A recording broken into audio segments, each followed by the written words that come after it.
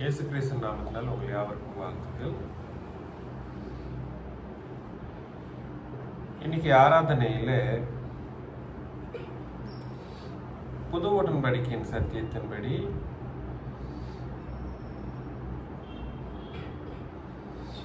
இயேசு கிறிஸ்துவனுடைய சரீரம் எனக்கூடிய ஒரு முக்கியமான விஷயத்தை இன்னைக்கு பார்க்க போகிறோம்.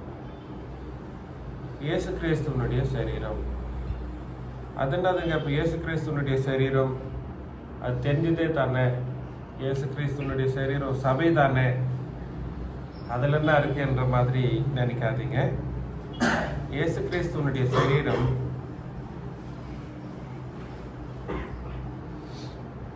சபையா இருந்தாலும் அந்த சபை என்றது ஒரே சபையா இருக்குது. அது எல்லாருக்கும் தெரிஞ்சது தான். எபேசியர் 4:4 நம்ம பார்க்குறப்போ சரீரம் எத்தனை? ஒரே சரீரம் அப்படின்னா ஒரே சபை. அது அந்த சபைன்றது ஏரியாவை பொறுத்து மாறக்கூடாது. காஸ்டிசமை பற்றி மாறக்கூடாது. பாஷைகளை கொண்டது மாறக்கூடாது. வேற எந்த ஒரு காரியத்தினாலையும் அது மாறவே கூடாது. இதெல்லாம் நாங்கள் ஒத்துக்கிறோம் பிரதர், இதில் ஒன்றும் தப்பு ஒன்றும் இல்லை, கரெக்டு தான் என்றப்போ இன்னும் எல்லாரும் நினைப்போம். ஆனால் அந்த ஒரே சரீரமானது என்னைக்குமே ஒன்றாகவே இருக்கிறது தான் தேவ வசனம் நமக்கு எச்சரிக்குது. சரீரம் என்ற ஒரு வார்த்தையை உபயோகிச்சு இயேசு கிறிஸ்துவையும் உபயோகிச்ச அந்த ஒரு ரெஃபரன்ஸ் ஒன்று பார்க்கலாம். 1 பேதுருல 4:1 இப்படி இருக்க கிறிஸ்து நமக்காக மாம்சத்திலே பாடுபட்டபடியால். மாம்சத்திலே இயேசு கிறிஸ்து எதுல பாடுபட்டாரா? மாம்சத்திலே பாடுபட்டார். சரீரத்திலே அவர் சரீரம் தரித்திருக்கிறப்போ, அந்த வேர்டு கரெக்ட் தானேங்க? சரீரம் தரித்திருக்கிறப்போ, இயேசு கிறிஸ்து சரீரம் தரித்திருக்கிறப்போ, சரீரமாய் அவதரித்திருக்கிறப்போ, பிறந்தப்போ கிடையாது. இட் இஸ் நாட் பிறந்தப்போ. சரீரத்தில் இருக்கிறப்போ அவர் எப்படி இருந்தாரா? மாம்சத்திலே பாடுபட்டார். நீங்களும் அப்படிப்பட்ட சிந்தையை ஆயுதமாக தரித்து கொள்ள வேண்டும். ஸோ இன்னைக்கு சபையில் இருக்கிற எல்லாருக்கும் மாதிரி யாருங்க? இயேசு கிறிஸ்து. சபையில் இருக்கிற எல்லாருக்கும் ஒரு ப்ரீச்சருக்கேவா? ப்ரீச்சரே தான் பார்ப்பாங்க, இப்படி பைனாக்குலர் வச்சு பார்ப்பாங்க ப்ரீச்சர்ஸ். ஒரு ப்ரீச்சருக்கேவா இயேசு கிறிஸ்து மாதிரி? இல்லை. சபையில் இருக்கிற எல்லா சகோதர சகோதரிகளுக்கும் இயேசு கிறிஸ்து மாதிரி. இயேசு கிறிஸ்து சரீரம் தரித்திருக்கிறப்போ பாடுபட்டாருன்னப்போ அவருடைய வாழ்க்கையில அவரு கொண்ட பாடுகளை பத்தி பேசப்படல. இந்த பாடு சிலுவையின் பாடுகளை பத்தி பேசப்படுதுங்க. எந்த பாடு? சிலுவையில் இயேசு கிறிஸ்து அடைஞ்ச அந்த பாடை பற்றி தான் பேசப்படுது. எவ்வளோ பாடுபட்டாருன்ற ஒரு விஷயத்த அங்கே பேசப்படுது. அப்போ நம்மளும் எப்படி இருக்கணுமா? நீங்களும் அப்படிப்பட்ட சிந்தையை ஆயுதமாக தரித்து கொள்ள வேண்டுமா? ஸோ நம்மளும் தரிக்க வேண்டியவர்களா இருக்கிறோம். நம்மளுக்கு என்ன இருக்கு? சரீரம் இருக்கு. அன்னைக்கு இயேசு கிறிஸ்துக்கு சரீரம் இருந்தப்போ அந்த சரீரத்தினாலே சபையை உண்டாக்குறதுக்காக அவர் பாடுபட்டார்.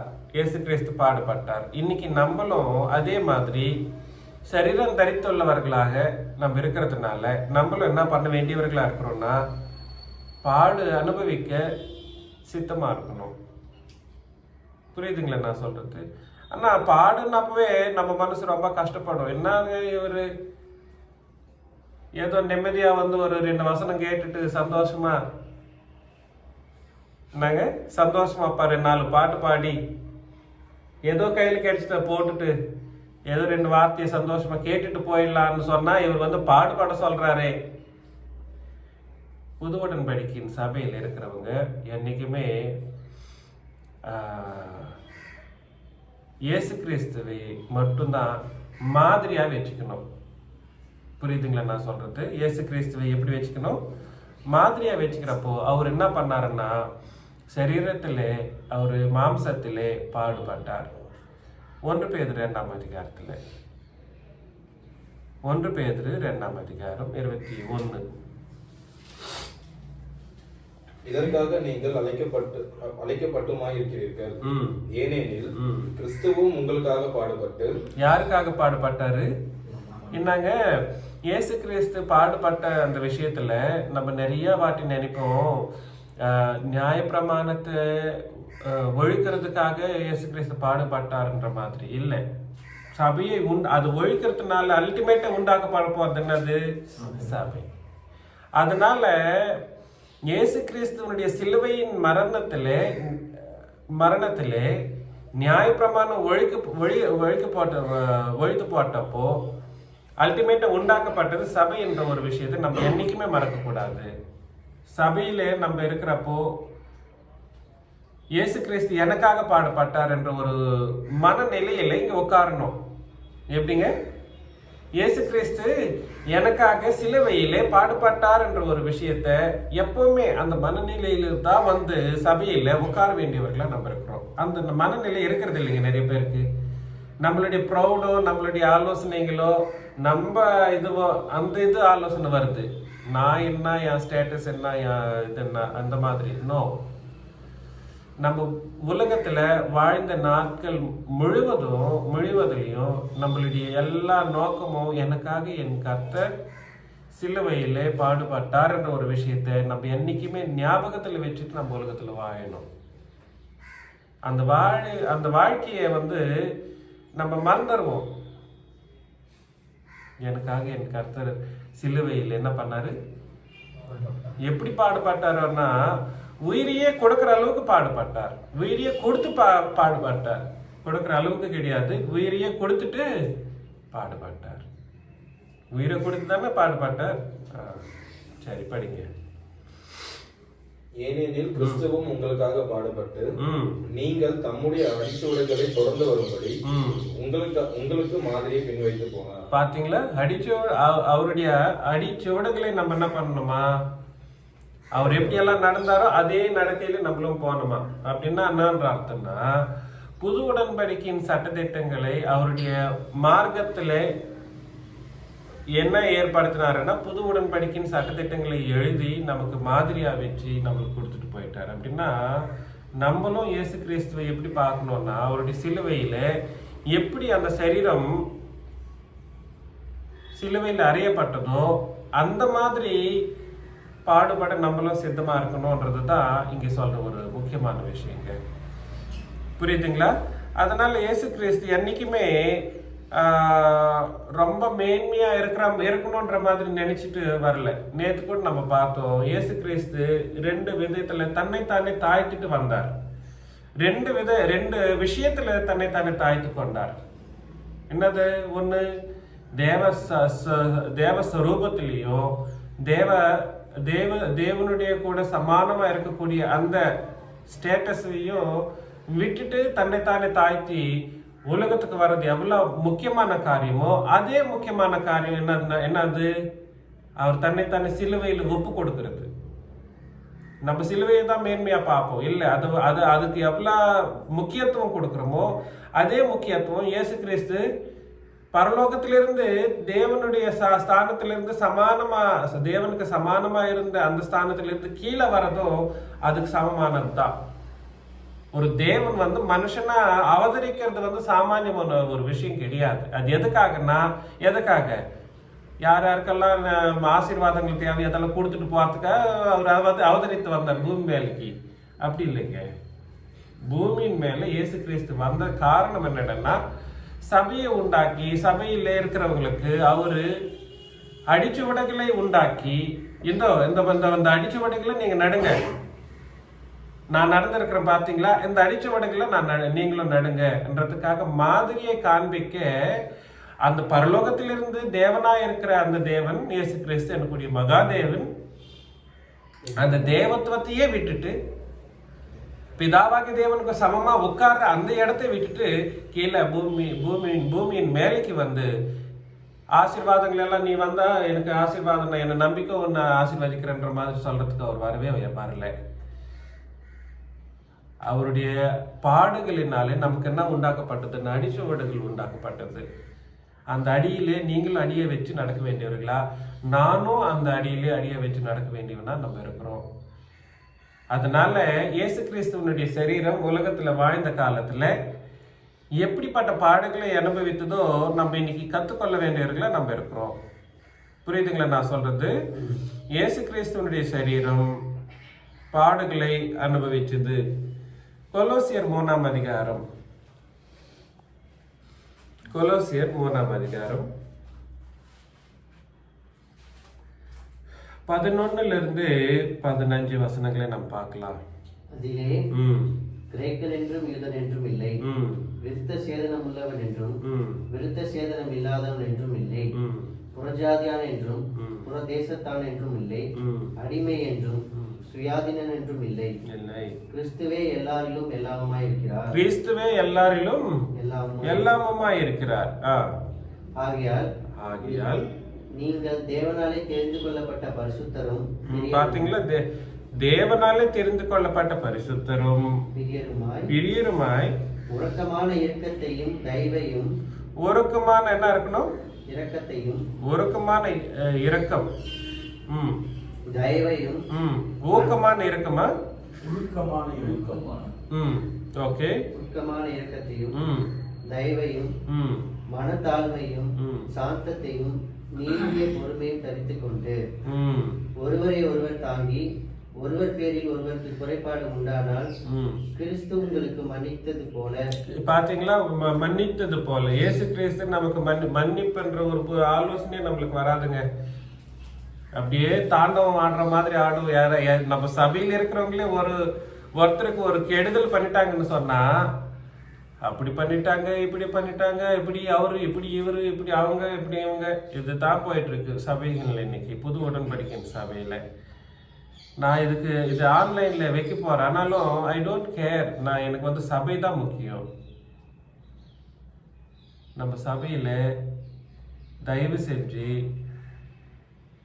இந்த மாதிரி யோசனைகள் நம்மளுக்கு இருக்கக்கூடாது. நம்மளுக்கு வந்து என்ன இருக்கணும்னா இரக்க குணம் இருக்கணும். இரக்க குணம் இருக்கா? இரக்க குணம், அப்புறம் தயவு, மனத்தாழ்மை, சாந்தம், நீடிய பொறுமை. நீடிய பொறுமையே இருக்காது நம்மளுக்கு. ஒரு விஷயம் தெரியுங்களா, இந்த பிதாவாகிய தேவனும் கர்த்தராகிய இயேசு கிறிஸ்து பரிசுத்த ஆவியானவரும் ஆதியிலே வானத்தையும் பூமியும் உண்டாக்கி எத்தனை வருஷம் இயேசு கிறிஸ்துனுடைய சிலுவை நடக்கிறதுக்கு ஆச்சு மத்தியில? எத்தனை வருஷங்க? கிட்டத்தட்ட 5000 வருஷம் ஆச்சு. 4000 வருஷம்னு வச்சுக்கீங்களேன். 4000 வருஷ காலகட்டமா நீடிய பொறுமையா பிதாவாகிய தேவன் வெயிட் பண்ணார். ஏன்னா இயேசு கிறிஸ்துவனுடைய சிலுவையினாலே இந்த சகல ஜாதியாருக்கும் சகல உலகத்தாருக்கும் பாவ மன்னிப்பு கொடுக்கறதுக்காக அவ்வளவு நீடிய பொறுமையை சாந்தத்தை பிதாவாகி தேவன் இதானார். அதுக்கப்புறமா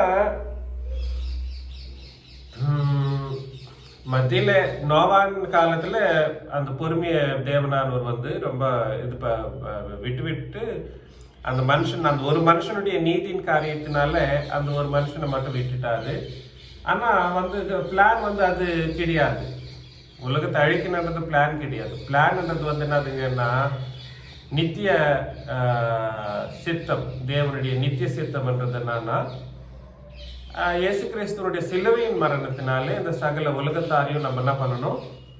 மன்னிக்கணும். பாவங்களை என்ன பண்ணணும்னா மன்னிக்கணும். அந்த மன்னிப்புக்காக அந்த மன்னிப்பை மனுஷர்களுக்கு அழிக்கிறதுக்காக தேவனானவர் நீடிய பொறுமையை கொண்டிருந்தார். புரியுதுங்களா? அப்புறமா சிலுவையிலே இயேசு கிறிஸ்துவனுடைய மரணத்தினாலே பாவ மன்னிப்பு சகல ஜாதியாருக்கும் கிடைச்சதுக்கு அப்புறமா அந்த அந்த அந்த பிளானை வந்து மனுஷர்கள் தெரிஞ்சிக்காம போனதுனால அங்கிருந்தும் இயேசு பிதாவாகிய தேவன் வந்து தன்னுடைய கோபத்தை, உக்கிரகத்தை மனுஷர்கள் மேல காமிக்காம அப்படியே இருக்கிறார். ஏன் இருக்கிறார் தெரியுங்களா?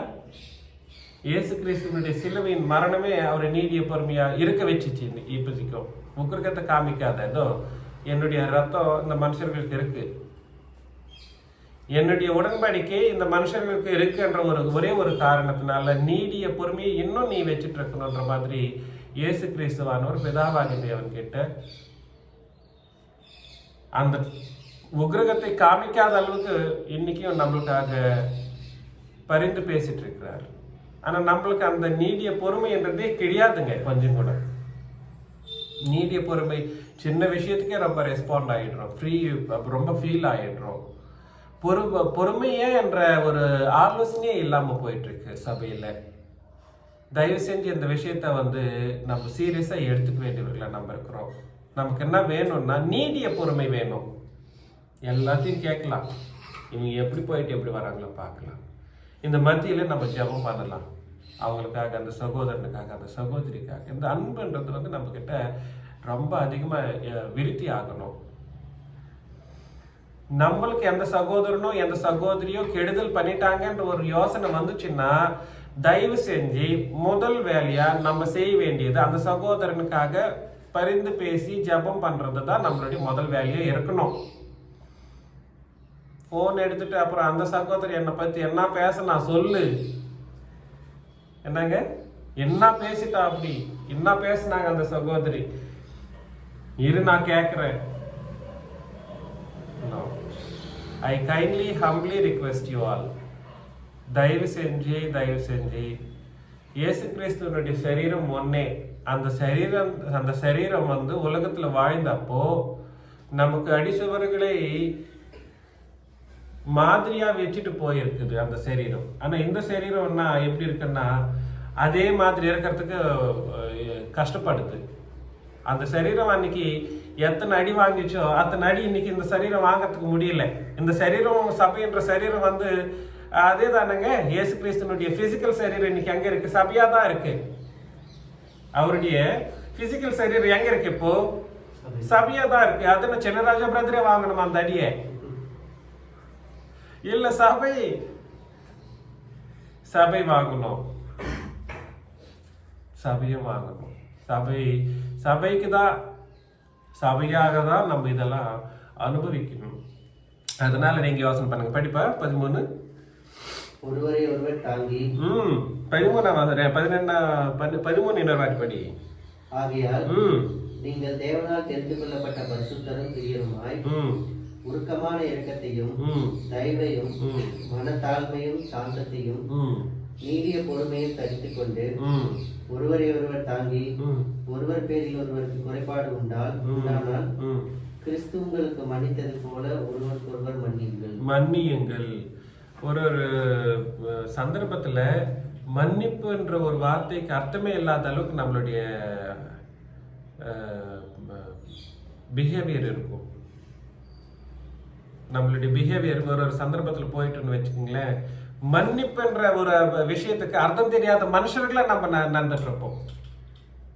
எப்படி அது ரொம்ப கஷ்டம் இல்லைங்களா? என்னது மன்னிக்கலன்னா அப்புறம் என்ன கிறிஸ்டியன்? நம்ம புது உடன்படிக்கை என்ன நம்ம கத்துக்கணும்? What is it we are learning here? இவ்வளோ ஜனங்களை நம்ம எதிர்த்து அந்த ரொம்ப கொடூரமான மனுஷர்களை நம்ம விட்டுட்டு அவங்களை எதிர்த்து நம்ம புது உடன்படிக்கையின் சத்தியத்தில் நம்ம இருக்கிறப்போ நம்மளுக்கு நம்மளே மன்னிக்கலன்னா நம்ம கத்துக்கிறதுல ஒரு பிரயோஜனமும் இருப்பாங்கல்ல. ஒருவன் தனக்கு என்ன பண்ணா கெடுதல் செஞ்சாங்கன்னு நம்ம யோசனை வந்துச்சுன்னா நம்ம என்ன பண்ணணும்? முதல்ல சகிக்கணுமா, சகிச்சுட்டு மன்னிக்கணுமா. சகிப்பே நம்ம கத்துக்க வேண்டியவர்களை நம்ம இருக்கிறோங்க. அப்புறம் கிறிஸ்து நம்மை மன்னித்தது போல, கர்த்தர் நம்மை மன்னித்தது போல ஒருவருக்கு ஒருவர் மன்னியுங்கள். புரியுதுங்களா? நமக்கு மாதிரி எந்த விஷயத்துல இயேசு கிறிஸ்து மாதிரி, மன்னிக்கிறதுலயும் நமக்கு இயேசு கிறிஸ்து மாதிரி தான். அவர் நம்மளை மன்னித்தது போல நம்மளும் என்ன பண்ணணும்? நம்ம இடத்துல யாராவது சபையில நம்ம வெளியில இருக்கிறவங்க நம்மள கஷ்டப்படுத்தினா கூட சந்தோஷமா சிரிச்சுட்டு வந்துருவோம். இங்க மட்டும் அந்த அந்த புத்தி வர மாட்டேங்குது. வெளியில் யாராவது கெடுதல் பண்ணிட்டாங்கன்னு வச்சுங்களேன், லட்சங்க போனாலும் போயிட்டுன்ற மாதிரியும் நம்ம விட்டுட்டு வந்துடுவோம். இங்க வந்தா சபையில வந்தா மட்டும் அந்த இது பிடிக்கிறோம் அப்படியே. அது எப்படின்னு எனக்கு ஒன்றும் புரியல. தயவு செஞ்சு அந்த ஒரு ஆலோசனையை வந்து நம்ம மாத்திக்கணும். என்னை அந்த கர்த்தர் என்னை மன்னித்து சபையில நரகத்துக்கு போக வேண்டிய என்னை சபையில் அந்த கர்த்தர் என்னை சேர்த்து என்னுடைய எல்லா பாவக்குற்றங்களையும் மன்னித்து இன்னைக்கு உட்கார வச்சிருக்கிறாரு. அதே மாதிரி அந்த சகோதரன் இடத்துல நானும் அந்த சகோதரனும் அந்த சகோதரி என்ன பண்ணணும்? மன்னிக்க வேண்டியவனா நான் இருக்கிறேன் என்ற ஒரு யோசனை நம்மளுக்கு என்னைக்குமே இருந்துட்டு வரணும். எந்த காரியமா இருந்தாலும் சரிங்க, மன்னிக்கவே முடியாதுன்ற அளவுக்கு ஒண்ணு பாவம் நம்ம பண்ணிட்டு போறதில்ல. சகோதரனுக்கும் சகோதரிக்கும் முன்னாடி மன்னிக்க முடியாததுன்னு சொல்லிட்டு வந்தா அது தேவன் தான் அதை பார்க்கணும். இயேசு கிறிஸ்து தான் அதை பார்ப்பாங்க, மன்னிக்க முடியாதுன்ற ஒரு பாவத்தை. மனுஷர்களுக்குள்ள நமக்குள்ள எந்த பாவம் நடந்தாலும் அது கண்டிப்பா மன்னிக்க வேண்டிய பாவங்களா தான் இருக்க முடியும். கண்டிப்பா மன்னிக்கலாம். அதுக்கு பெரிய மனசு வேணானா? மன்னிக்கக்கூடிய பெரிய மனசு வேணும். எவ்வளவு கொடூரமான இது பண்ணியிருந்தாலும் மன்னிக்கக்கூடிய ஒரு மனசு இருந்துச்சுன்னா கண்டிப்பா மன்னிச்சிடலாம். புரியுதுங்களா நான் சொல்றது? தயவு செஞ்சு நம்ம எவ்வளவு பாவம் பண்ணிருப்போமோ அந்த எல்லா பாவங்களையும் மன்னிக்கிற இயேசு கிறிஸ்து நமக்கு இருக்கிறப்போ அவரை மட்டும் நம்ம எதுக்கு மாதிரியா வச்சுக்கிறது இல்லை? அவர் மட்டும்தான் மன்னிச்சுட்டே இருக்கணும், நம்ம மன்னிக்கவே கூடாதா? அவர் மன்னிச்சுட்டே இருக்கணும். நீ என்ன பண்ணியிருந்தாலும், நீ என்ன ஆட்டம் ஆடினாலும், என்னங்க வாட் எவர் யூ டு, எல்லாத்துக்கும் நம்மளுக்கு என்ன வேணும்? அவர் மட்டும் மன்னிக்கணும். நம்ம வந்து ஸ்ட்ரெயிட்டா இருக்கணும், அப்படி ஸ்ட்ராங்கா நின்றுட்டு அவன் நரகத்துக்கு போகட்டும், நம்ம வீட்டில் நம்ம அது மாதிரி கிடையாது. சபை வந்து ஒன்னே. என்னதுங்க? திருப்பி இங்கிலீஷ் நான் வந்து இந்த வசனங்களை கொண்டுதான் பேசிட்டு இருக்கிறேன். திருப்பி இன்னொரு வசனத்தை இதுக்கு வந்து திருப்பி இடிக்கிற மாதிரி பேசக்கூடாது தயவு செஞ்சு. புரியுதுங்களா நான் சொல்றது? ஒரு வசனத்தை நான் விவரிக்கிறப்போ, அந்த விவரித்து சொல்றப்போ அந்த வசனத்தின் படிதான் நீங்க யோசனை பண்ணணும். திருப்பி இன்னொரு வசனத்தை இதுக்கு இடிக்கிற மாதிரி இருக்கணும்னு சொல்லக்கூடாது திருப்பி. அது கூட ஒரு சாத்தானின் புத்தி அது. புரியுதுங்களா நான் சொல்றது? இன்னொரு வசனம் ஏதாவது ஒண்ணு இருக்கும், அதை எடுத்துட்டு வந்து இடிப்பாங்க. அப்படி எல்லாம் பண்ணவே கூடாது. அது ரொம்ப ரொம்ப குற்றமுள்ள யோசனை. ஆனா இதுக்கு விரோதமான வசனங்க எதுவுமே இருக்காது புது உடன்படிக்கையில. நான் கரெக்டா சொல்லுவேன். 14ஆம் வசனம், எல்லாவற்றிலும் மேலும் பூர்ண சத்குணத்தின் கட்டாகிய அன்பை தரித்துக் கொள்ளுங்கள். பாத்தீங்களா? நம்மளை பூர்ணப்படுத்துற ஒரே ஒரு கேரக்டரிஸ்டிக் என்னதுங்க? அன்பு. அன்பு இல்லைன்னா நம்ம பூர்ணரே ஆக முடியாதுங்க. அன்பு இல்லைன்னா பூர்ணரே எப்போ ஆகுறோமோ அப்பதான் நம்ம பரலோகமே போக முடியும். நம்மள பரலோகம் போகிறதுக்கு சித்தமாக்கக்கூடிய ஒரே ஒரு கேரக்டரிஸ்டிக் என்னது? அன்பு. அப்புறம் அன்பை தரித்துக் கொண்டு தேவ சமாதானம் உங்கள் இருதயங்களில் ஆளக்கடவது. இதற்கென்றே நீங்கள் ஒரே சரீரமாக. பாத்தீங்களா? அப்பதான் இதெல்லாம் இருந்தா தான் நம்ம ஒரே சரீரமா இருப்போமா? ஒரே சரீரமா எப்ப ஆகும்? ஒருத்தருக்கு ஒருத்தர் மன்னிக்கணும், நீடிய பொறுமை இருக்கணும், சாந்தம் இருக்கணும், அந்த தாழ்மை இருக்கணும். இங்க உபதேசகர்களுக்கே தாழ்மையை காட்டாத அளவுக்கு நம்ம ஆளுங்க கொஞ்சம் பேர் இருப்பாங்க. உபதேசம் என்னதான் உபதேசமா நான் பண்ணிட்டாருப்பா இன்னைக்கு என்ற மாதிரி எல்லாம் கூட பேசுவாங்க. அதெல்லாம் வந்து சாபத்துக்குரிய ஒரு ஆலோசனை. முன்னாடியே நான் சொல்லிடுறேன், சாபத்துக்குரிய ஆலோசனை. ஆனா நான் உங்களுக்கு அன்பா நான் சொல்ற விஷயம் என்னன்னா, நம்ம இதுக்காக தான் ஒரே சரீரமா இருக்கிறதுக்கு நம்ம என்ன பண்ணப்பட்டிருக்கிறோமா? அழைக்கப்பட்டிருக்கிறோம். அப்புறம் நன்றி அறிதல் உள்ளவர்களா. அந்த நன்றி இல்லாத ஜன்மங்கள்னு சொல்லுவாங்க பாத்தீங்களா? என்ன ஜன்மங்க? நன்றி இல்லாத ஜன்மங்கள். நன்றி இல்லாதவர்களை நம்ம இருக்கக்கூடாதுங்க. தயவு செஞ்சு இது நமக்கு கட்டளை. நன்றி இல்லாத ஜன்மங்க எப்படியெல்லாம் நடக்கும். கெடுதல் நடக்குது, ஒருத்தர் கெடுதல் பண்றாங்கன்னா நன்றி உள்ளவர்கள் என்ன பண்ணுவாங்கன்னா, ஐயோ எனக்கு கர்த்தர் எனக்கு இப்படி பண்ணாருன்றதுனால நானும் நன்றி உள்ளவனா இருக்கிறதுனால என்ன பண்ணணும், நானும் மன்னிக்கணும், அன்பை காட்டணும். இயேசு கிறிஸ்து நம்மளுடைய பலவீனத்தை நம்மளுடைய பலவீனத்திலே தேவனுடைய உக்கிரகத்துக்கு அடிப்பட்டவர்களா நம்ம இருந்தப்பவே நம்ம மேல அன்பு வச்சார் இயேசு கிறிஸ்து. பார்க்கலாமா? ரோமர்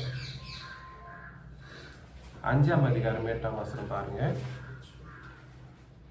நாம் பாவிகளாய் இருக்கையில், பாத்தீங்களா, நம்ம பாவிகளாய் பலவீனரா இருக்கிறப்பவே கிறிஸ்து நமக்காக மரித்ததினாலே தேவன் நம்மேல் வைத்த தமது அன்பை விளங்க பண்ணுகிறார். பாத்தீங்களா, கிறிஸ்து நமக்காக என்ன பண்ணாரு?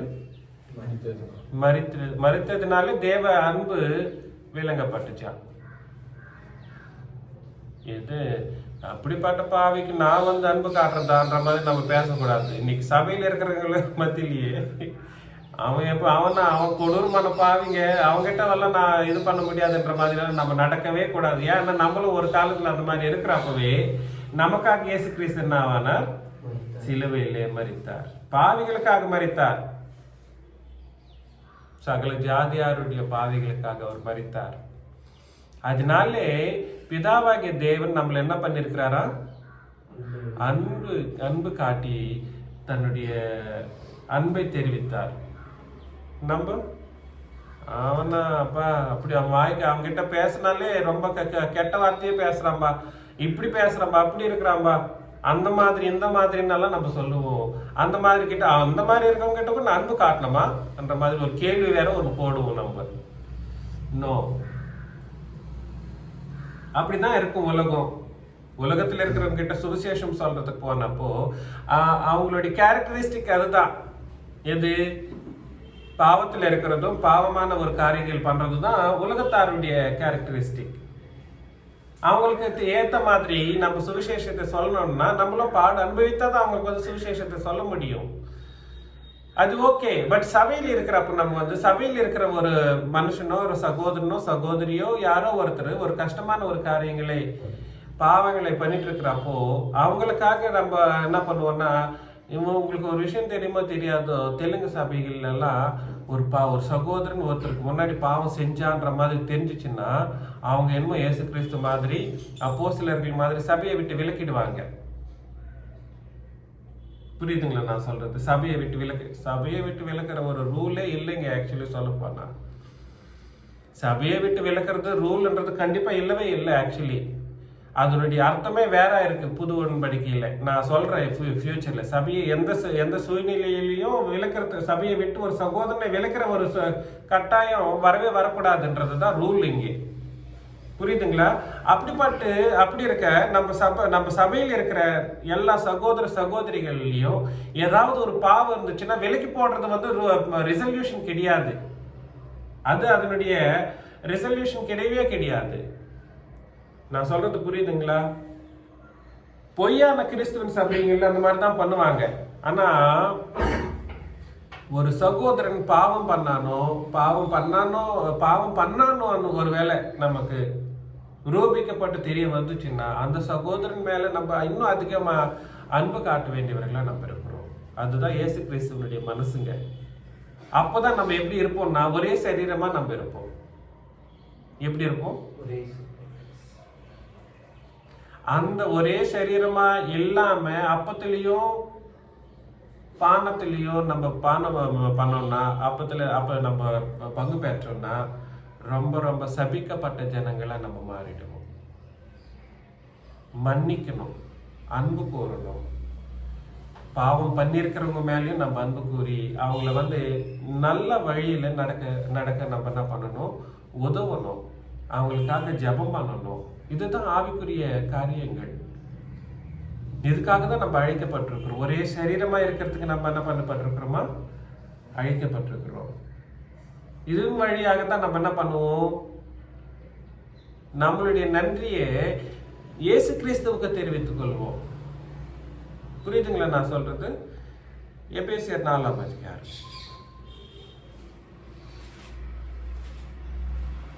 எபேசியர் 4ஆம் அதிகாரம் 15, 16. அன்புடன் சத்தியத்தை கைக்கொண்டு தலையாகி கிறிஸ்துவுக்குள் எல்லாவற்றிலேயும் நாம் வளருவதா இருக்கும்படியாக அப்படி செய்தார். நம்ம அன்பிலேயும் சத்தியத்திலேயும் அன்புடன் சத்தியத்தை கைக்கொண்டு தலையாகி கிறிஸ்துவுக்குள் எல்லாவற்றிலேயும். இப்ப பாருங்களேன், நம்மளுக்கு புது உடன்படிக்கையின் கட்டளை இருக்கு. சத்தியம்ன்றது என்னது? கட்டளை வேற, சத்தியம் வேறவா? ரெண்டும் ஒண்ணுதான். ஆனா எப்போன்னா கட்டளைகளை வந்து நம்ம எப்போ கையாளுறோம், அது கட்டளை வந்து சத்தியமா மாறும். இது வந்து பிராக்டிக்கல். சத்தியம்ன்றது வந்து பிராக்டிக்கலா நம்ம நடத்துறது. அந்த சத்தியம் வந்து எதுக்கு ஒப்பிட்டு இருக்கணும்? கட்டளைகளுக்கு. கட்டளை என்ன சொல்லுதோ அதை நம்ம எப்போ கையாளுறோமோ அந்த கட்டளையின்படி அந்த கட்டளையை வந்து என்ன மாறிடும்னா நம்மளுடைய லைஃப்ல சத்தியமா மாறும். புரியுதுங்களா? அதனால அதுக்கு அந்த கட்டளையை வந்து எப்படி அது சத்தியமா மாத்துறதுக்குரிய சக்தி எதுக்கு இருக்கு? அன்புக்கு இருக்கு. கட்டளைகளை கிரியையா மாத்தி சத்தியமா மாத்தக்கூடிய ஒரு சக்தி அன்புக்கு இருக்கு. புரியுதுங்களா நான் சொல்றது? அதனாலே அன்பினாலே சத்தியத்தை கைக்கொண்டு தலையாகி கிறிஸ்துவுக்குள் எல்லாவற்றிலேயும் எல்லாவற்றிலேயும் நம்ம எப்படி இருக்கணுமா? வளரவர்களா இருக்கணும். அப்புறம் அப்படி செய்தார். அவராலே சரீரம் முழுவதும் அதற்கு உதவியா இருக்கிற. பாத்தீங்களா? அவராலே சரீரம் முழுவதும் அதற்கு உதவியா இருக்கிற சகல கணுக்களினாலும் இசைவாய் கூட்டி இணைக்கப்பட்டு ஒவ்வொரு அவயமும் தன் அளவுக்கு தக்கதாய் கிரியை செய்கிறபடியே அது அன்பினாலே தனக்கு பக்தி விருத்தி உண்டாக்குறதுக்கு ஏதுவாக சரீர வளர்ச்சியை உண்டாக்குகிறது. பக்தி விருத்தி, சபையினுடைய பக்தி விருத்தி உண்டாக்கணும்னா அது அன்பினாலே ஆகும். அந்த அன்பினால மட்டும் ஆகாது. அதுக்கு வந்து கட்டளை, புது உடன்படிக்கையின் கட்டளைகளை அன்பினாலே நம்ம நடப்பிக்கிறப்போ நம்ம இயேசு கிறிஸ்துவை போல நம்ம உலகத்துல வாழ, ஒரே சரீரமாய் நம்ம இருக்கிறதுக்கு, எல்லா சரீரத்தில் இருக்கிற எல்லா சகோதர சகோதரிகளையும் ஒன்னாய் இணைத்து நடக்கக்கூடிய ஒரு காரியம் நடக்குது. புரியுதுங்களா நான் சொல்றது? பக்தி விருத்தி, சபையினுடைய பக்தி விருத்தி ரொம்ப ரொம்ப இம்பார்ட்டன்ட். சபையினுடைய பக்தி விருத்திக்கு முக்கியமான காரணங்கள் 2 இருக்கு. ஒன்று கட்டளைகள். அந்த கட்டளைகள் வந்து அந்த கட்டளைகளை எப்படி நம்ம நடத்தணும், எப்படி நடப்பிக்கணும்? அன்பினாலே சத்தியத்தின் வழியாக கிரியை பண்ணணும். இந்த ரூல் புரியுதுங்களா நான் சொல்றது? கட்டளைகளை கேட்டுட்டே இருந்தா எப்போ பார்த்தாலும் கேட்டு தான் இருக்கிறோம். கேட்கறதுக்கு நான் யூடியூப்ல இமீடியட்டா வச்சுட்டு தான் இருக்கிறேன். புரியுதுங்களா? வச்சுட்டு தான் இருக்கிறீங்க. கேட்டுட்டே இருந்தா எப்போ பார்த்தாலும் அது எப்போ நம்ம வந்து கிரியை பண்ணணும். அந்த உலகத்தில் இருக்கிறப்பவே பண்ணணுமா? புரியுதுங்களா நான் சொல்றது? அந்த கட்டளைகளுக்கு வந்து அன்புன்றது வந்து கூடி வரலன்னா, அன்பை வந்து சேர்க்கலன்னா நீ வந்து சத்தியத்தை வந்து நீ நடத்தவே முடியாது கிரியையாக. அதனால என்ன நடக்கும்? பக்தி விருத்தி அடைய மாட்டோம். இல்லைங்க, எனக்கு அந்த அவங்க கூட உட்காரத்துக்கே பிடிக்கலைங்க. அங்க உட்காரத்துக்கு எனக்கு அப்படியே உடம்பே படபடபடா இருந்தது, கஷ்டமா இருக்கு, மனசே ஒத்துக்கல என்ற மாதிரி எல்லாம் நம்ம நடக்கக்கூடாது, நம்ம இருக்கக்கூடாது. அந்த மாதிரி நான் சொல்ற எல்லா விஷயங்களும் நீங்க புரிஞ்சிட்டு நந்தா நல்லது. என்னதோ பேசுறாரு இவர்ன்ற மாதிரி பேசிட்டா நாளைக்கு நரகத்துக்கு போனப்பதான் தெரியும். நரகம்ன்றது உண்மை. என்னதுங்க? நரகம்ன்றது உண்மை. யாரு பார்த்தான்ற மாதிரி எல்லாம் சொல்றதுக்கு இல்லை. இங்கே பரலோகம்ன்றது உண்மை. பரலோகம் கண்டிப்பா நம்ம போய் ஆகணும். பரலோகம் தான் நம்மளுடைய குறிக்கோள். புரியுதுங்களா நான் சொல்றது? பரலோகம் தான் நம்மளுடைய குறிக்கோள். அங்கதான் நம்ம போகணும். அங்க இல்லைன்னா வேற எங்கேயுமே நம்மளுக்கு போறதுக்கு சான்ஸ் இருக்கக்கூடாது. தயவு செஞ்சு இது மட்டும் நீங்க ஸ்ட்ராங்கா உறுதியான ஒரு நிச்சயமான ஒரு ஆலோசனையை நம்ம வச்சுக்கணும். நிச்சயமான ஆலோசனையை நம்ம வச்சுக்கணும். பரலோகம் தான் நம்மளுடைய குறிக்கோள், வேற ஒண்ணுமே இல்லை. நம்மளுக்கு குறிக்கோளா இருக்கக்கூடாது. அங்க போனோன்றப்போ இப்படிதான் நம்ம வாழணும் உலகத்துல. 1 கொரிந்தியர் 12:12 எப்படி எனில் சரீரம் ஒன்று, அதற்கு அவயவங்கள் அநேகம், ஒரே சரீரத்தின் அவயவங்கள் எல்லாம் அநேகமாய் இருந்தும் சரீரம் ஒன்றாகவே இருக்கிறது. பாத்தீங்களா? கொஞ்சம் இப்ப டினாமினேஷன் எல்லாம் நினைச்சிட்டு இருக்காரு தெரியுங்களா? யூனிவர்சல் சபை ஒண்ணு இருக்கா? யூனிவர்சல் சபை ஒண்ணு இருந்தா அந்த யூனிவர்சல் சபையில இந்த ஜீசஸ் கால்ஸ் ஒரு அவயவமா, அப்புறம் சிஎஸ்ஐ ஒரு அவயவமா, அப்புறம் இன்னும் இதெல்லாம் அவயவங்களா? அதெல்லாம் அவயவம் கிடையாது. புரியுதுங்களா நான் சொல்றது? சபை மட்டும் என்னைக்குமே ஒண்ணுதான். சபை ஒண்ணு. இந்த ஒண்ணுல நீங்க நாங்க பரிசுத்தவான்கள் யாவரும் அவயவங்களா அழைக்கப்படுறாங்க. புரியுதுங்களா நான் சொல்றது? சபை ஒன்னே. அந்த ஒரே சபையில அவயவங்க யாருங்கன்னா பரிசுத்தவான்கள் தான். பரிசுத்தவான்கள். புரியுதுங்களா? இன்னொரு வாட்டி படிப்பா. எப்படி எனில் சரீரம் ஒன்று. எப்படி சரீரம் ஒன்றா இருந்து ஒன்று, அதற்கு அவயவங்கள் அநேகம், ஒரே சரீரத்தின் அவயவங்கள் எல்லாம் அநேகமாய் இருந்தும். ஒரே சரீரத்தின் அவயவங்கள் எப்படி இருக்கா? அநேகமாய் இருந்தும் சரீரம் ஒன்றாகவே இருக்கிறது. அந்த பிரகாரமாக கிறிஸ்துவும் இருக்கிறார். பாத்தீங்களா? அதே பிரகாரமாக யார் இருக்கிறாங்களா? கிறிஸ்துவும் இருக்கிறார். தயவு செஞ்சு நம்மளுடைய கிறிஸ்து ஒன்றா இருக்கிறார், சபையும் ஒன்றா இருக்கணும். அதுக்கு ரெண்டே காரணம். ஒன்றா இருக்கிறதுக்கு, இணைச்சி இருக்கிறதுக்கு, சபை ஒன்னா இருக்கிறதுக்கு என்ன காரணமா இருக்கணும்? அது அவங்க தெலுங்கு பேசுறாங்க, நாங்க தமிழ் பேசுறோம், எப்படி கிடையாது. இது பிசிக்கலா யோசனை பண்ணப்படக்கூடிய ஒரு ஆலோசனை. சபை ஒன்றுன்ற ஒரு யோசனை எப்போ வரும்னா அன்பு இருக்கிறப்பவும், அப்புறம் அன்பு இருக்கிறப்பவும் ஒரே கட்டளை, புது உடன்படிக்கையின் விஷயங்களையே நம்ம கட்டளைகளாக நம்ம எடுத்துக்கிறப்போ நம்ம என்னவா இருப்போம்னா ஒரே சபையா நம்ம இருப்போம். எபேசியர் 5ஆம் அதிகாரம் 29 to 32 வரைக்கும் பார்க்கலாம். எபேசியர் 5ஆம் அதிகாரம் 29 to 32. தன் சொந்த மாம்சத்தை பகைத்தவன் ஒருவனும் இல்லையே. கர்த்தர் சபையை போஷித்து காப்பாற்றுகிறது போல. சொந்த மாம்சத்தை துவேஷிக்கிறவன் யாரும் இருக்கிறான்னா, பகைக்கிறவன் யாரும் இருப்பான்னா, இந்த கண்ணு என்ன இப்படி பாக்குது, கண்ணை குத்திக்கலான்ற மாதிரி ஏதாவது கண்ணு யோசனை பண்ணுமா?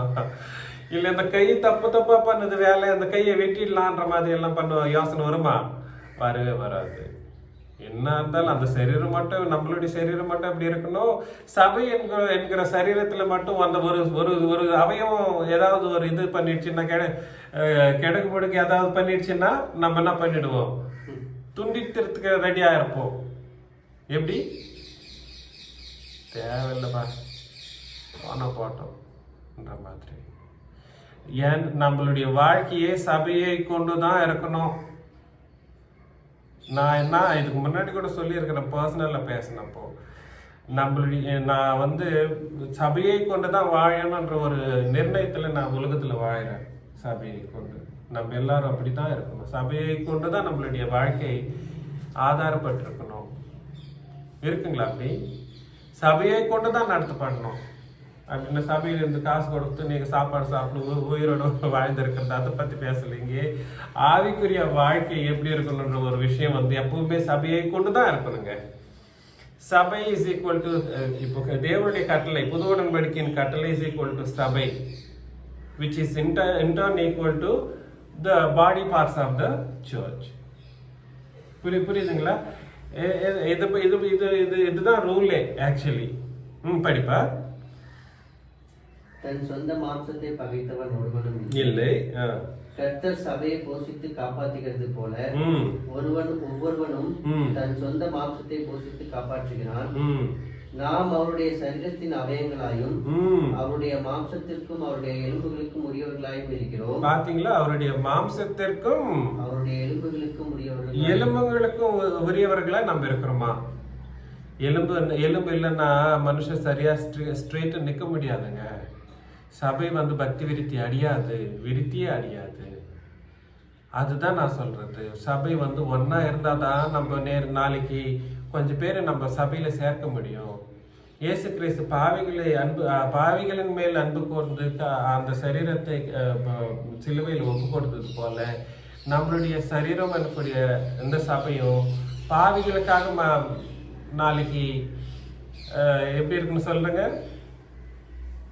இந்த சரீரமும் பாவிகளுக்காக மறிக்கக்கூடிய சூழ்நிலைக்கு வரணும். ஆனா இங்க சபை அந்த மாதிரி இருக்கணும்.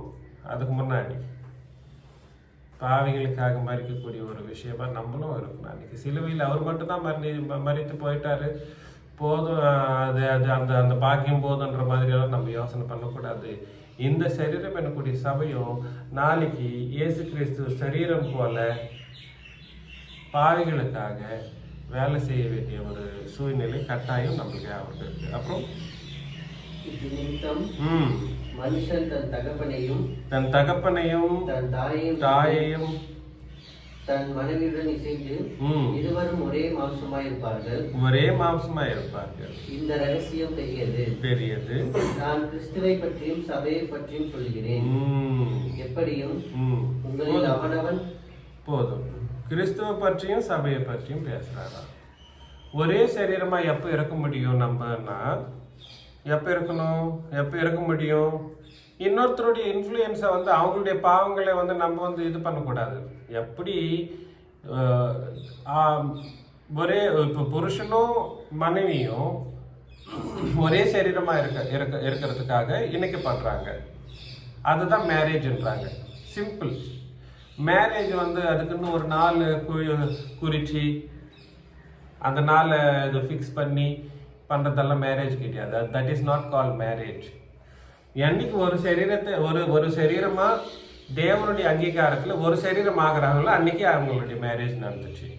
தேவனுடைய கிறிஸ்துவனுடைய அங்கீகாரத்துல சபையினுடைய அங்கீகாரத்துல சபையில் இருக்கிறவங்க என்னைக்கு ஏக சரீரம் ஆகுறாங்களோ அன்னைக்கு தான் மேரேஜ் நடக்குது. புரியுதுங்களா? அதுதான் மேரேஜ்.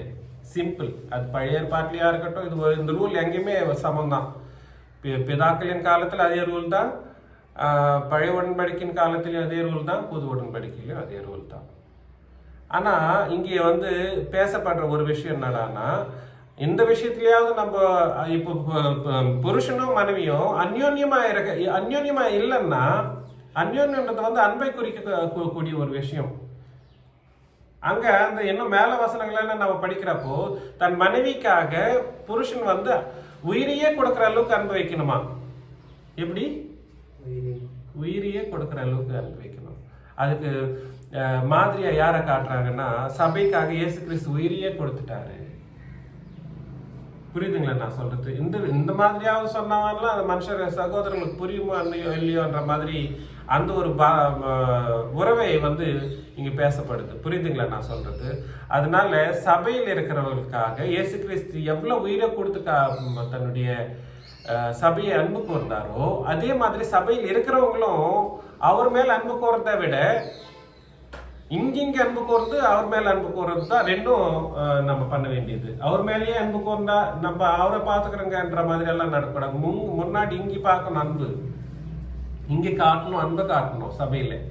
சபையிலே அன்பு காட்டாம இயேசு கிறிஸ்து மேல நான் பார்த்துக்கிறேன், எனக்கும் அவருக்கு என்ன போதுங்க.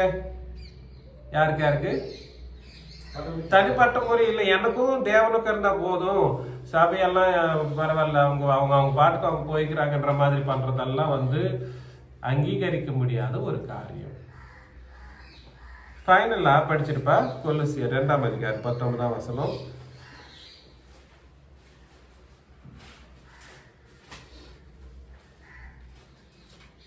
மாயமான தாழ்மையிலும் தேவதூதர்களுக்கு செய்யும் ஆராதனையிலும் விருப்பமுற்று காணாதவைகளினால் துணிவாய் நுழைந்து ம் தன் மாம்ச சிந்தையிலே வீணாய் இருமாப்பு கொண்டிருக்கிற எவனும் ம் உங்கள் பந்தய பொருளை நீங்கள் இழந்து போகும்படி. பாத்தீங்களா, இன்னொருத்தர் வந்து நம்மளுடைய பரலோகத்தை வந்து பரலோகத்தின் சீட்டை வந்து இன்னொருத்தர் நம்மளுக்கு நம்ம பெறாம இன்னொருத்தரோட இன்ஃப்ளூயன்ஸ் இருக்கக்கூடாதுங்க, தயவு செஞ்சு. இப்போ சின்னராஜா பாவம் பண்றான், சின்னராஜா பாவம் பண்றதுனால நான் தான் நரகம் போவேன், புரியுதுங்களா? அவர் பாவம் பண்றாரு, அவர் பாவம் பண்றாருன்னு தினேஷ் சொல்லிட்டு இருந்தா, அவன் தினேஷ் வந்து என்னுடைய பாவங்களே பார்த்துட்டு இது பண்ணிட்டு இருந்தா என்னால நான் தினேஷ் நான் ஆவான். அதுதான் புரியுதுங்களா நான் சொல்றது? ஆனா அந்த விஷயத்துல அப்படி இல்லாம நம்ம என்ன பண்ணணும், நம்மளுடைய பக்தி விருத்தியை நம்ம பார்த்துக்கணும். சபையில் இருக்கிறப்போ நம்மளுக்கு என்ன கட்டளை கொடுப்பது எல்லா விஷயங்களும் நமக்காக தான் எடுத்துக்கணுங்க. என்னையே டார்கெட் பண்ணி பேசுறாருன்ற மாதிரி திருப்பி யோசனை பண்ணக்கூடாது. இப்படிதான் நம்ம சபையில நடக்குது. நிறைய பேருக்கு என்னை பத்தியே பேசுறாருப்பா அவரு, எங்க பார்த்தாலும் என்னை பத்தி பேசுறாரு, எப்ப பார்த்தாலும் என்னை பத்தி உபதேசம் பண்றாரு. இன்னும் சபையில் புது உடன்படிக்கையின் கட்டளைகள் எல்லா சகோதர சகோதரிகளுக்கும் அது கட்டளை. அது உன்னை பத்தியே பேசுற மாதிரி நினைச்சா உன்னில நீ கரெக்ஷன் பண்ணிக்க வேண்டிய விஷயம் இருக்குன்னு ஏன் நினைக்க மாட்டேன்ற? Why don't you correct yourself when it implies to you? Instead, you blame me back and do all sort of blame games.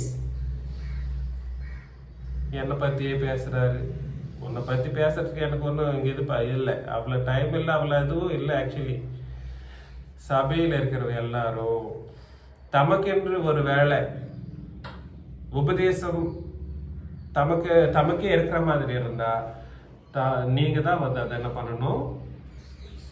பண்ணணுங்க, கரெக்ஷன் பண்ணிக்கணும். இனிமே அது பண்ணக்கூடாது, அந்த பாவங்கள்லாம் பண்ணக்கூடாது. நம்ம அப்படி வாழ்ந்துட்டு இருந்தோம்னா நம்மளுக்கு என்ன பண்ணப்படுமா? பகுமானம் சொல்லுப்பா, படிப்பா 19. மாயமான தாழ்மையிலும் தேவதூதருக்கு செய்யும் ஆராதனையிலும் விருப்பமுற்று. 19 இன்னொரு வாட்டி. 19 கரெக்ட், அதே தான். மாயமான தாழ்மையிலும் தேவதூதருக்கு செய்யும் ஆராதனையிலும் விருப்பமுற்று காணாதவைகளிலே துணிவாய் நுழைந்து. தேவதூதர்களுக்கு செய்யும் ஆராதனை என்னதுன்னு தெரியுங்களா? என்னப்பா? தேவதூதர்களுக்கு செய்யும் ஆராதனை. இன்னைக்கும் நிறைய பேர் தேவதூதர்களுக்கு ட்ரை பண்றாங்க ஆராதனை செய்ய. அது நியாயப்பிரமாணம் யாருனால கொடுக்கப்பட்டது? தேவதூதர்களுக்கு. அந்த கட்டளைகளை இன்னைக்கும் நம்ம பண்றோம்னா நம்ம பண்றது அல்டிமேட் என்ன பண்றோம்? அந்த தேவதூதர்களுக்கு கொடுக்கப்பட்டதாக அங்க எழுதப்படல. தேவதூதர்களினாலே நியாயப்பிரமாணம் கொடுக்கப்பட்ட விஷயம் பழைய ஏற்பாட்டிலேயே சொல்லப்படல. அது கொடுத்தது யாருன்ற மாதிரி இருக்கும்? மோசே கொடுத்தா, தேவனே கொடுத்த மாதிரி தான் இருக்கும். புரியுதுங்களா? பிதாவாகி தேவன் கொடுத்த மாதிரி இருந்தாலும் அது தேவன் கொடுத்ததுக்கு நியாயப்பிரமாணம் முழுவதும் யாருக்கு கொடுத்தது? தேவதூதன் கொடுத்தது, தேவதூதர்கள். அதனால ஆராதனையில வந்து இன்னைக்கு புது உடன்படிக்கையின் ஆராதனையில நியாயப்பிரமாணத்தை நம்ம சேர்த்த நம்மளும் யாருக்கு இப்ப ஆராதனை பண்றவர்களா இருக்கும் அழைக்கப்படுவோம்னா தேவதூதர்களுக்கு ஆராதனை. அதுக்கு தான் இஷ்டமா இருப்பாங்க ஜனம், அந்த வசனம், அந்த பொய்யான வசனங்களை, அந்த தப்பான வசனங்களை கேட்கறதுக்கு. அதுல தப்பு இல்லை. ஆனா புது உடன்படிக்கையில கலக்கிறப்ப அது என்ன ஆயிடுதுன்னா தப்பாயிடுது, அது பொய்யாயிடுது, பொய்யின் உபதேசம் ஆயிடுது. தன் மாம்ச சிந்தையினாலே வீணாய் இருமாப்பு கொண்டிருக்கிற எவனும் உங்கள் பந்தய பொருளை நீங்கள் இழந்து போகாதபடி உங்களை வஞ்சியாதிருப்பார்கள். பாத்தீங்களா, நம்மளுடைய பந்தய பொருள் என்னதுங்க? பரலோகம். அதை போகாம இன்னொருத்த வந்து பின்னாடி வலிக்கிறதுக்கு ட்ரை பண்ணுவான். You should not get influenced by those kind of people. புரியுதுங்களா நான் சொல்றது? அப்புறம் நீங்கள் கிறிஸ்துவுடனே உலகத்தின் வழிபாடுகளுக்கு மரித்ததுண்டானால் நம்ம வந்து எப்படி எந்த வழிபாடுகளுக்கு மறிக்க வேண்டியவர்களா இருக்கிறோம்? உலகத்தின் வழிபாடுகளுக்கு. தயவு செஞ்சு நம்மளுக்கு ஒரே வழிபாடு, அது இயேசு கிறிஸ்து புது உடன்படிக்கையில வச்சுட்டு போன வழிபாடு. புரியுதுங்களா?